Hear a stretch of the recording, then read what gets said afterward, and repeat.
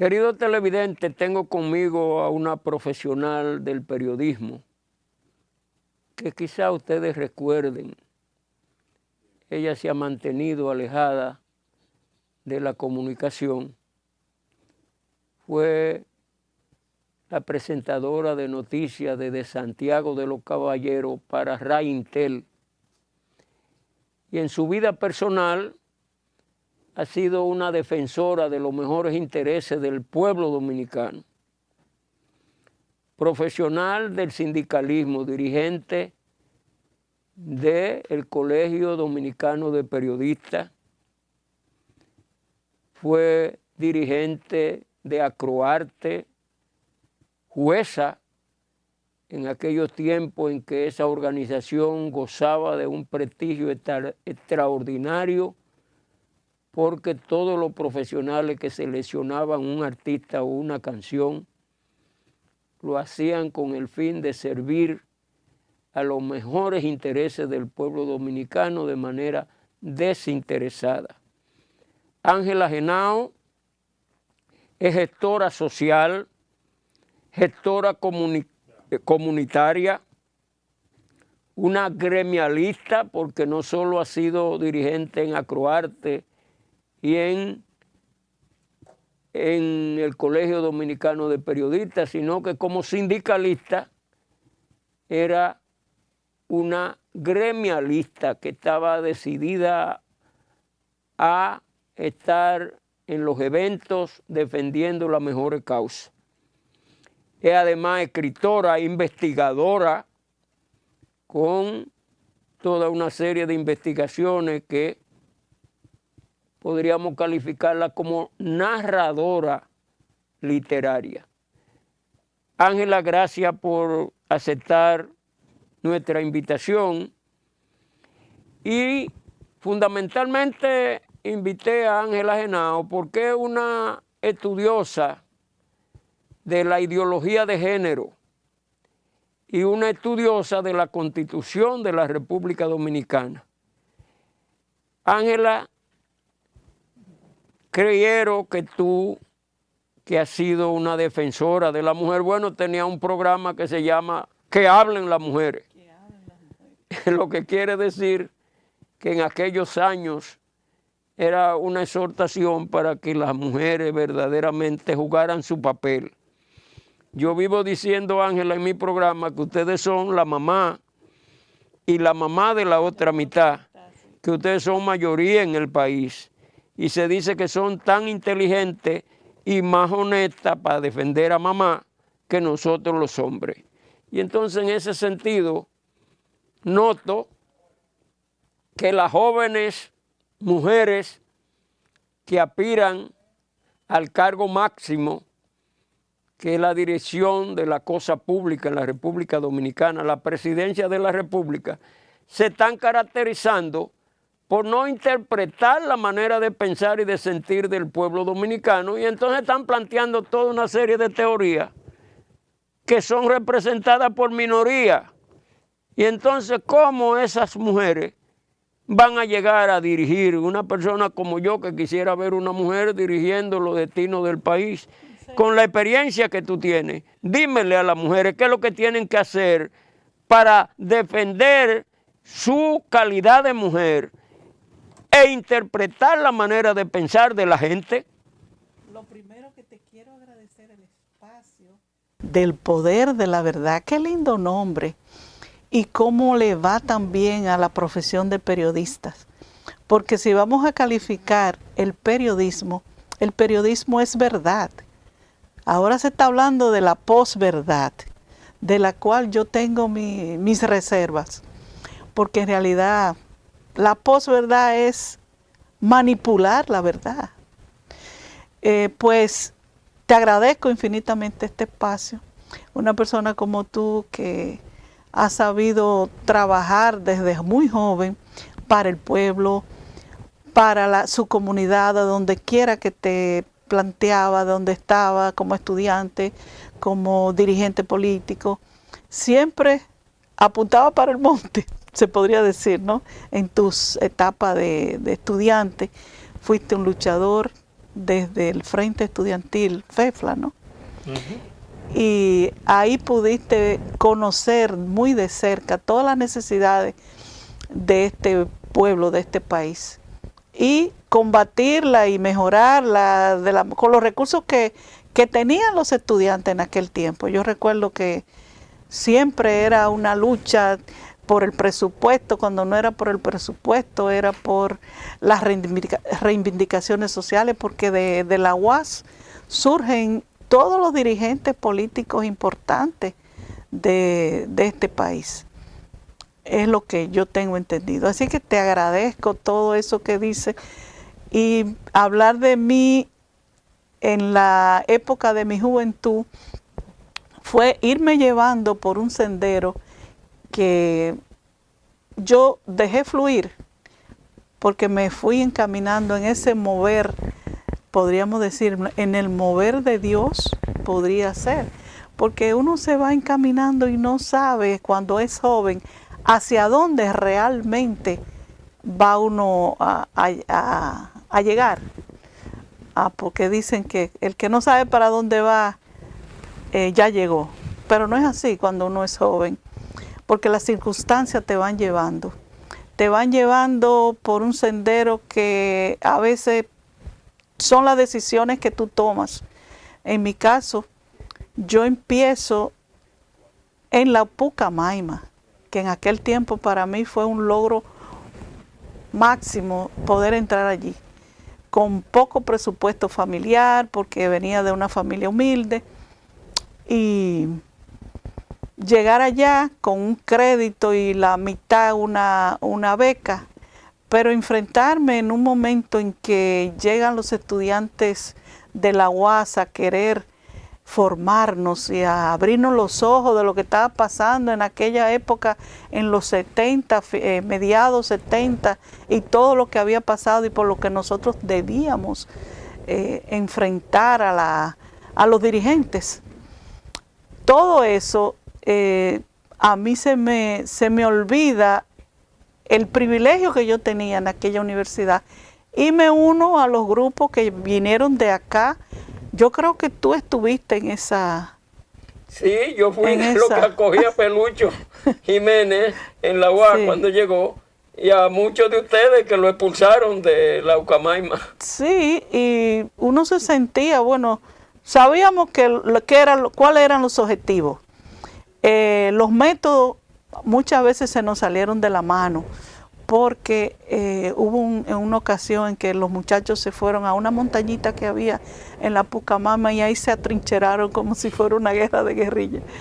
Y después fueron muchas las situaciones que tuvimos que enfrentar como estudiantes, y finalmente darnos cuenta de que el privilegio del estudiante no era simplemente obtener una preparación académica, sino estar activo en la lucha por el pueblo, ¿no? Entonces llego aquí a la capital con esa idea y con ese entendimiento de que podía cambiar el mundo. Y sin sentirme importante ni nada, siempre pensé que era un granito de arena. Era muy jovencita y llegué a una casa de pensión donde vivían 3 periodistas. Era la casa de Manuel Mota Castillo. Ahí vivía pensionada, que ella era del interior, y estaba viviendo en esa casa Ángela Peña. Ahí ella... Una gran investigadora, por eso que sí, tú también eres una gran Ángela investigadora. Peña ya era una periodista formal, y yo me sentaba detrás de ella a ver cómo escribía su media naranja. También estaba Guarionet, y eran 3 periodistas, y visitaba mucho Orlando Gil, la casa. Así es que en mi interior se iba desarrollando ese amor por la comunicación. En la UAS todavía se estaba gestando lo que hoy día es una gran carrera de comunicación con nivel de licenciatura, porque en ese tiempo solamente había un técnico de comunicación, en la que se hacía mucho énfasis en el marketing y la publicidad. Entonces, así nos formamos. Yo entro ya con cierto conocimiento de marketing y llego a trabajar en la Codetel, que era una empresa que en ese tiempo, una multinacional, que era una de las mejores empresas donde muchos jóvenes profesionales querían llegar, ¿no? Y también ahí se me cruza un cable y me voy con los compañeros sindicalistas. Ahí me nombran como delegada de un departamento. Después dicen, pero esta muchacha puede representarnos en la comisión negociadora frente a los empresarios. En aquel tiempo ellos tenían una especie de agenda, como la agenda que se viene manejando ahora, pero en aquel tiempo era para destruir los sindicatos. Venían con ese propósito y nos hicieron creer que eran nuestros aliados para mejorar las condiciones y las reivindicaciones de los empleados. Los dirigentes de izquierda que manejaban el sindicato, pues eran muchachos que sabían lo que estaba pasando y lo que estaba en la mente de lo que le llamábamos burgueses o los empresarios o los dueños de esa multinacional. Bueno, entonces cuando empieza uno a involucrarse y a hacer, digamos, aquella huelga que empezó con un paso a paso, pasito, y se convirtió en una gran huelga que culminó en el 83 con la debacle de más de 300 empleados que fueron a la calle. Cancelados. Por haber aplicado el paso de la jicotea, recuerdo. De la jicotea. Entonces, siendo Codetel, el CNTT, un sindicato tan poderoso que podía incluso paralizar el país. Yo recuerdo que en una de las luchas que llevamos a cabo fue meternos en el Congreso y ahí pasamos unos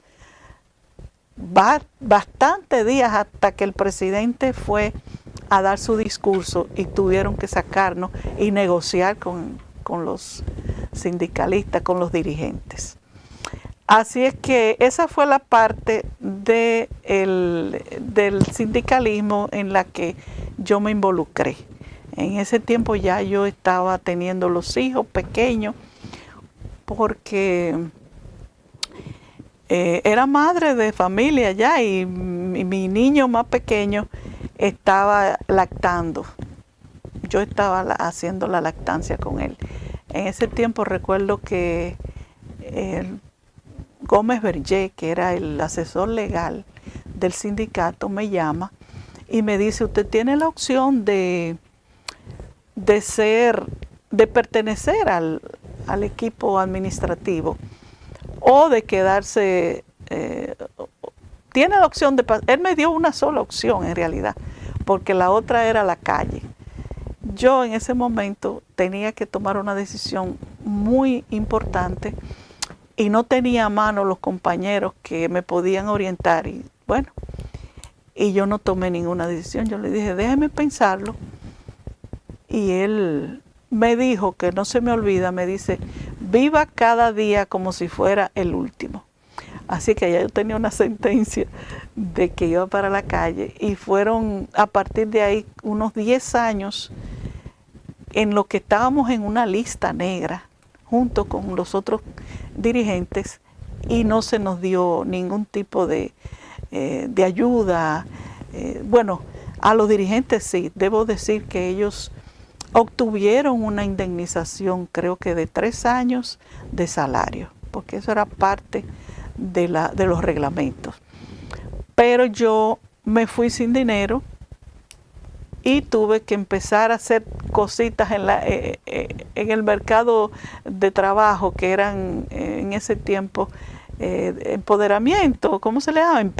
Emprendimiento, ¿no? Y así fue como nosotros llegamos a la situación de... debo decir que en esa experiencia sindical yo me fui destacando como comunicadora, porque los periódicos que salían de ahí del sindicato eran manejados de una manera rutinaria, porque no éramos periodistas todavía, pero manejábamos la comunicación, la propaganda, y hacíamos el periódico a nuestra manera, ¿no?, de hacerlo. Y así yo supe que mi vocación era la comunicación. Así que después fui formalmente a estudiar comunicación en UTESA. Y no solo fuiste dirigente del sindicato de Codetel, sino que también has sido dirigente del Colegio Dominicano de Periodistas y fuiste dirigente de Acroarte. Sí, en la dirección del Colegio Dominicano de Periodistas, yo estaba ya residiendo en Santiago. Se crea el Sindicato de Trabajadores de la Prensa y se crea más adelante el colegio. Y podríamos decir que fuimos miembros fundadores de ese gremio. Así es que ya yo, como amaba los gremios y como sé un poco manejarme en ese grupo y manejar las ideas, enfrentarme con ideas contrarias y eso, pues no se me hizo difícil. Ahora, algo que yo debo destacar es que en ese tiempo el sindicato reunía a todos los trabajadores de la prensa. Ahí estaban los camarógrafos, ahí estaban los fotógrafos y todo el que tenía que ver con la producción de la televisión.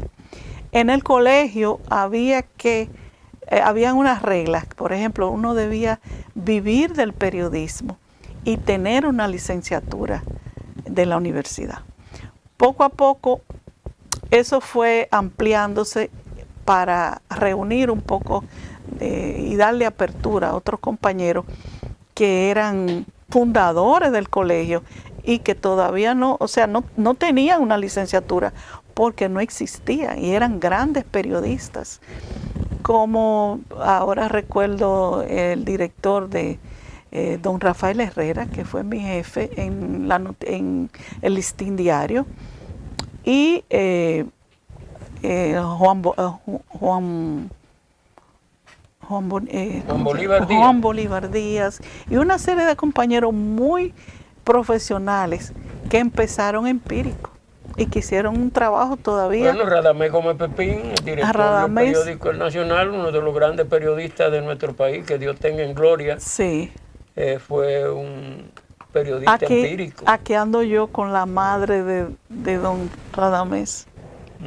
Sí, porque ella fue reconocida en el programa que yo producía, Que Hablen las Mujeres.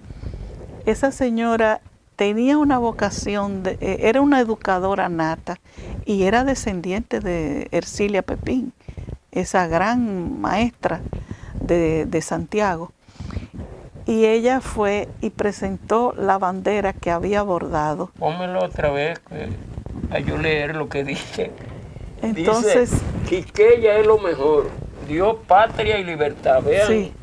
Ojalá para que una de esas jovencitas que hoy están en la lucha, que no tienen objetivos muy claros y que se envuelven en la ideología de género, que sí, yo le está orientando, y tú te voy a pedir que me le dé una orientación, porque hay algunas jóvenes que son posibles candidatas a la presidencia de la República y con la teoría que tienen de ideología de género se van a quedar siempre sin crecer, como nos pasó a muchos de nosotros. Una pregunta, realmente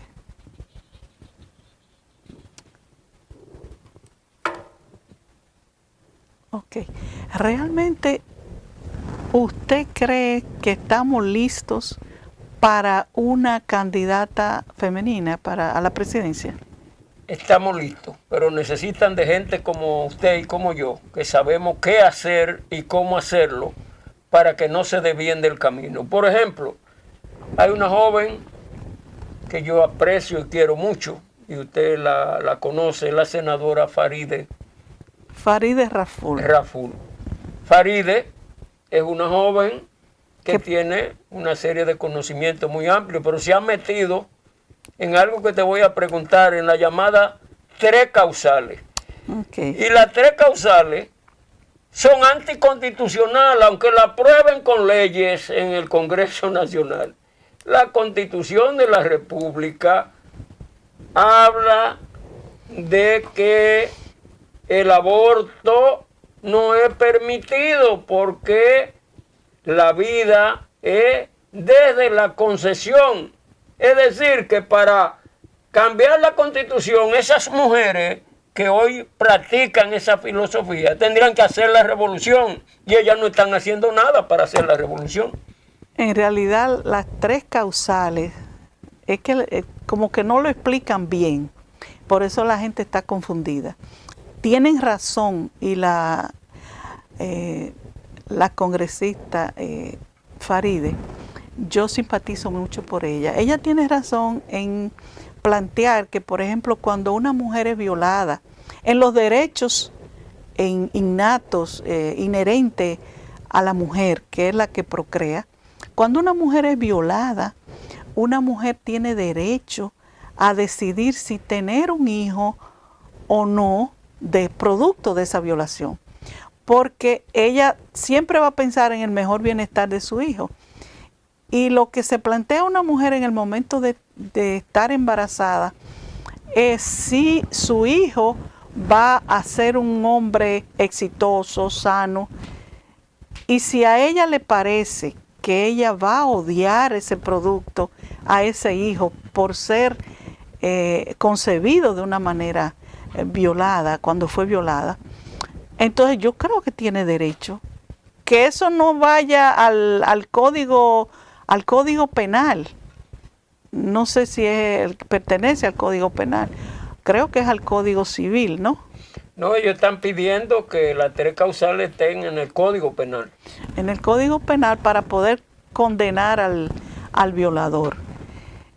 Nos hemos enfrascado en esas discusiones y yo creo son muy importantes. La otra causa por la que se debe realizar un aborto es el incesto. Por ejemplo, hay relaciones incestuosas que la mujer sabe que le va a generar traumas a su hijo y confusiones, porque producto de si el padre embaraza a la mujer, a la hija, ¿qué va a hacer ese hijo? ¿Va a ser su hermano? ¿Va a ser el nieto? No sé, es una confusión muy grande para el hijo.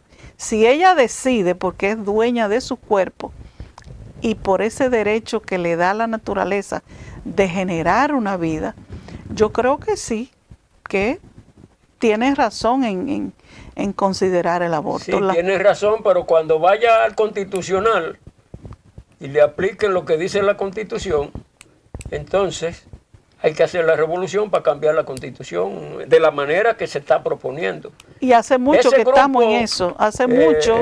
Permíteme, Ángela, decirte que yo fui uno de los elaboradores de los programas de femeninismo del 14 de junio y del PRD. Y en esa línea de independencia y libertad de las mujeres, quien nos habla te está diciendo que es un gran defensor de las mujeres. Pero con esa teoría ellos están oponiéndose a la Revolución Dominicana. Es una teoría que está financiada por organismos internacionales, tú lo sabes. Y yo recuerdo que una serie de compañeras que eran dirigentes revolucionarias, cuando formaron la llamada ONG, dejaron de luchar y comenzaron a cobrar dinero de organismos internacionales. Y tú sabes que eso está penalizado por la Constitución de la República. Y cualquier dominicano, cuando aprueben esas famosas leyes que están promoviendo las mujeres para no llegar al poder, porque ya se están impidiendo llegar al poder, pues no es verdad que en la sociedad dominicana, que hay un sistema de creencias y valores bien definido, es verdad que van a conseguir los votos necesarios para ganar unas elecciones. Así es que a mi muchachita, como yo le digo a Farideh, Ella misma me quiere mucho y me dice, sí, usted tiene que orientarme. No puede ganar unas elecciones sin interpretar la manera de pensar y de sentir de la mayoría del pueblo dominicano. La tercera causal es cuando el feto viene con deformación. Eso también es un tema importante. Si la mujer no está en condiciones de enfrentar por lo económico, por su capacidad mental, por lo que sea, de enfrentarse a un hijo con deformación física, no debe condenársele. Ahí sí voy yo a participar, Ángela, contigo. Mira, yo tengo una niña que los médicos recomendaron a la mamá que la abortara. Pero no solo a esa está en España, es minusválida, porque la malformación que tenía en el útero de su madre, sino porque en la UCI donde nació la niña, duró como 8 meses en una incubadora y la muchachita sin aire no pudo resolver los problemas de movilidad de su pierna. La mano es una estrella moviendo la mano. Okay. Y hoy es una gran profesional en España. Pero no solo eso, sino que cuando se iba a tener la otra joven, los médicos, ¡oh! ¿Y cómo usted? ¿Qué ha tenido tantos problemas? Y como 20 médicos que consultó, porque como española y que tenía cuarto, iba y gastaba, le dijeron hay que hacer un estudio. ¿Y cuánto cuesta? $59,000 en ese tiempo. Wow. Dice, oh sí, ¿cómo no? Y yo le dije, sí, está bien, tú vas a hacer el estudio. Pero, y cuando termine el estudio que te digan que tiene problemas sin ni siquiera tener la prueba de que eso va a ser verdad. Yo te felicito. Y cuando ocurrió ese hecho, parece que me quería mucho la señora española. Hoy mi muchachita es una gran médico en España y es la única quizá de la médico en España que curó al virus del COVID, porque tenía a su papá que le decía, no creen eso.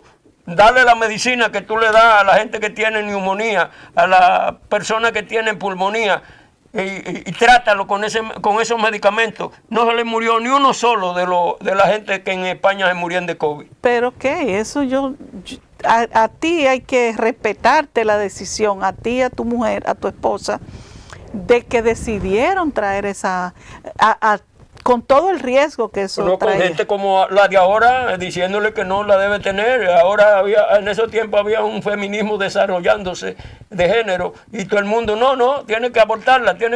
Pero la otra cara es que la condenen si ella toma la decisión, si tu esposa hubiese tomado. Bueno, pues conmigo pudo tomarla. ¿Sabes qué le dije? Tú te buscas otro.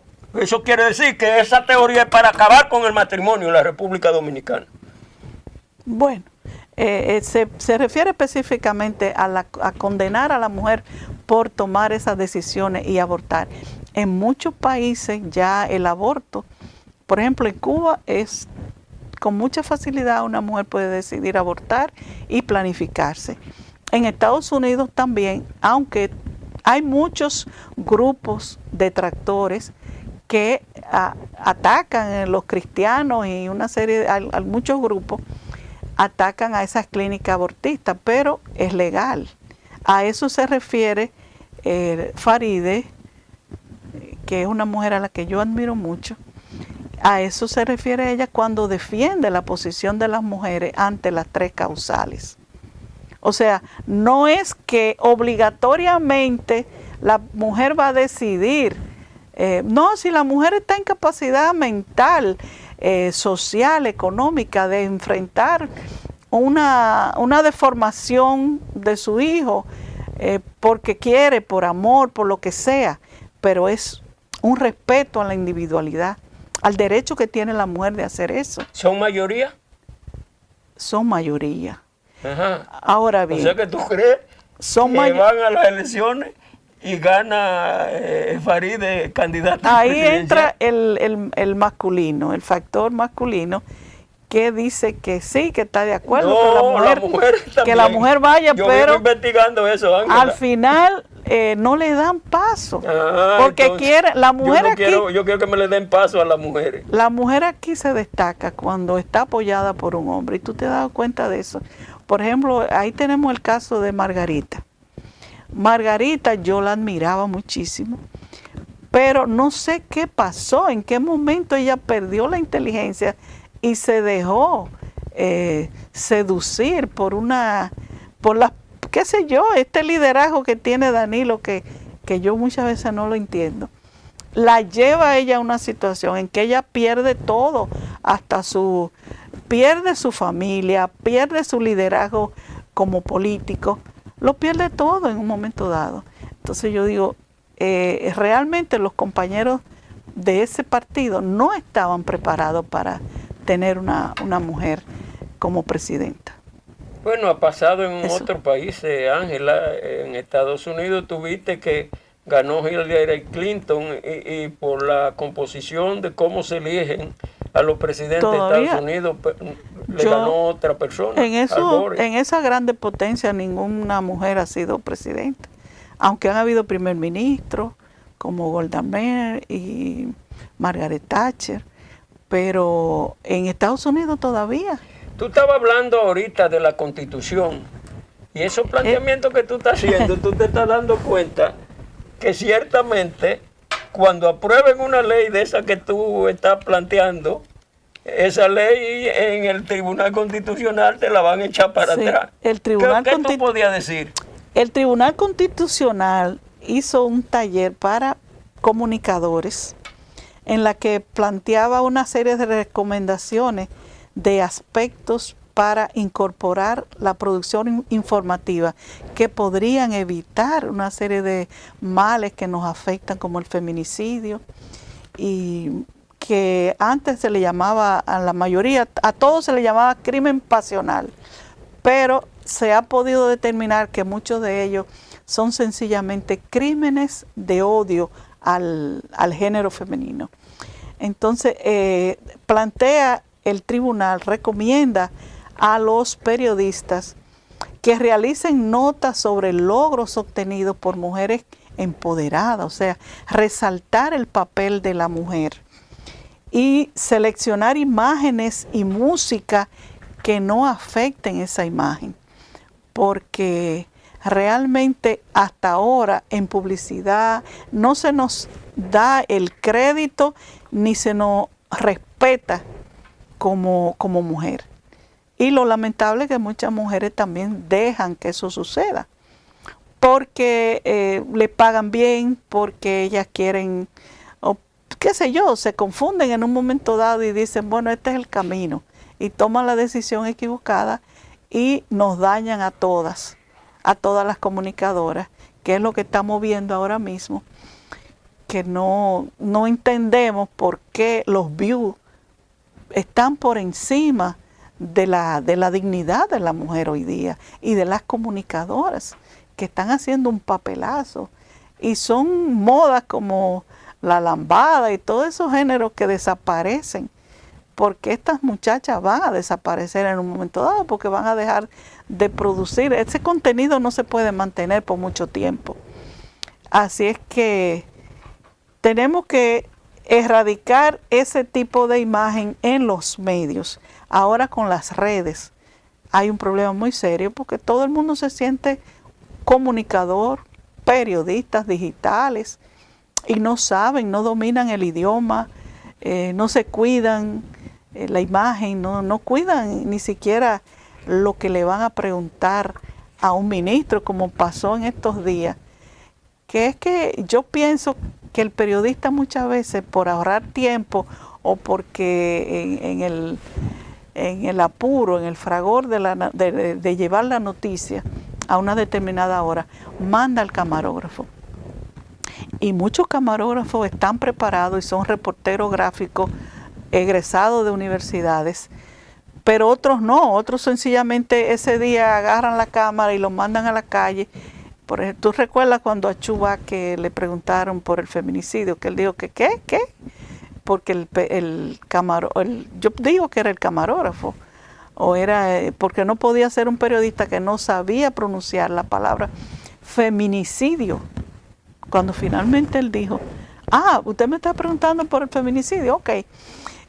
Y fue cuando reaccionó, pero feicidio, él no sabía decir la palabra. Y es lamentable eso que está pasando. Así que yo exhorto a las comunicadoras y a los comunicadores que se manejen en ese sentido para no perder credibilidad. Lo otro que propone es propiciar el debate desde el periodismo sobre la necesidad de actualizar las leyes y legislaciones que versan sobre la difusión de la imagen en los medios. Lo que estábamos hablando de la imagen y que se ponga a funcionar la Comisión Nacional de Espectáculos Públicos y Radiofonía. Acaban de cambiar el director de espectáculo público porque él de una manera grandilocuente hizo con Amelia Alcántara, creo que fue que la llevaron a sancionar y salió ella muy oronda con un certificado de locutora, lo que a nosotros nos costó tanto conseguir en espectáculo público. Nos llevaban a nosotros a examinar frente a una comisión donde estaban los grandes locutores de aquí, que uno se ponía tembloroso porque en realidad era un examen muy minucioso y muy exhaustivo. Yo lo recuerdo porque aquí con Otto Rivera, que fue el que nos trajo a nosotros un grupo de estudiantes de Santiago y nos llevó a Radio y Televisión Dominicana, vinimos yo creo que sin desayunar, muy tempranito, y estuvimos ahí sudando la gota gorda. Y no era fácil conseguir un certificado de locutora o de locutor. ¿Cómo se siente Ángela Henao con la participación que le ha dado el ciudadano presidente de la República, Luis Rodolfo Abinader Corona, a ustedes las mujeres? Ha sido un cambio dramático, sí. Él ha tomado en cuenta a muchas mujeres muy valiosas para ponerla en la administración pública. Mujeres como, yo podría hablar de Milagro Ortiz Bosch, que está haciendo un buen trabajo en la dirección gubernamental para la ética y la moral. Han sido al principio mujeres que han sido cuestionadas, como Milagro, que era más periodista o sea, ella siempre se mantuvo desarrollando un papel importante en la promoción cultural. Ahora ella está haciendo un buen trabajo, pero cuando la llevaron a la dirección de comunicación de la presidencia, ahí ella misma lo admite que tuvo dificultad, y es que el mercado de la comunicación es muy competitivo y los compañeros hombres jamás le van a dar esa facilidad para que ella reluzca, como me planteaba usted hace un rato, que sabe interpretar las necesidades de la mujer y colaborar con esos logros. Eso no siempre se consigue de un compañero político, de un compañero sindical o periodístico. No siempre. Abinader empieza cambio en el gobierno. ¿Cómo lo ves? ¿Y quiénes tú crees que deben ser tomados en cuenta para dirigir la cosa pública junto a nuestro querido presidente Luis Rodolfo Abinader Corona? En estos días se nombró a Andrés Bautista y se nombró los cambios que han habido. Pues, ¿qué te digo yo? Yo no le he dado seguimiento a los nuevos cargos. Aquí lo tenemos. Rafael Félix, Igor Rodríguez, Milton Morrison, LD de Sur. ¿Ahora está dónde? Intran. Mira qué interesante. A mí Milton me parece un buen administrador. Hizo un buen trabajo en Edesur, y yo espero que en la Intran se faje con este desorden que tenemos nosotros en el tránsito.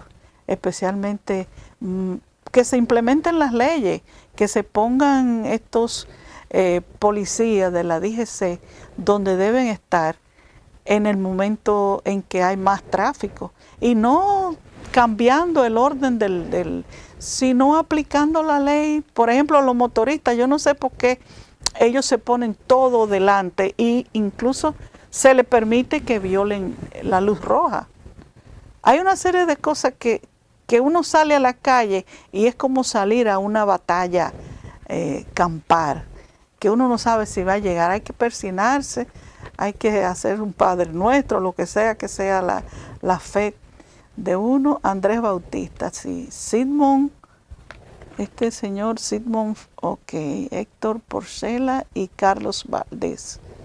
Bueno, esperemos que ellos sepan asumir una buena administración y que colaboren con este gobierno que realmente está haciendo un esfuerzo importante para mejorar todos los ministerios y toda la administración pública. ¿Estaría en condiciones de hacerle un pedido a nuestro querido presidente para que varias mujeres formen parte de los ministros y directores y directoras generales de esas instituciones que él tiene que designar?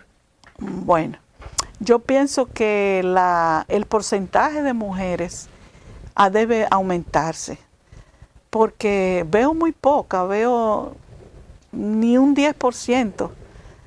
Debe ser un 50 por 50 y 50, que haya visibilidad de la mujer en la administración en un 50 y 50, que las mujeres realmente no sean un eco del hombre que la maneja o del esposo, sino que se le permita que ellas tengan sus propios criterios.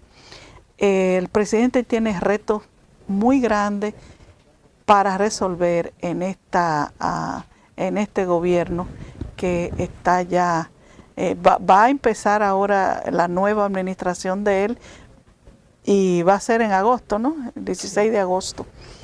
Bueno, son 4 años más en lo que él tiene que enfrentar el tránsito, la corrupción, lo otro importante es la delincuencia. Y todo eso, las leyes están ahí, lo que hay que hacer es que se apliquen. Gracias, Ángela Henao, por participar en su programa, El Poder de la Verdad, del día de hoy. Queridos televidentes, estamos llegando al final de su programa, El Poder de la Verdad, del día de hoy. Y como lo decimos al final, recuerde que hoy es el primer día del resto de su vida. Interesante. Disfrútenlo, diviértanse sanamente y que el Todopoderoso le acompañe.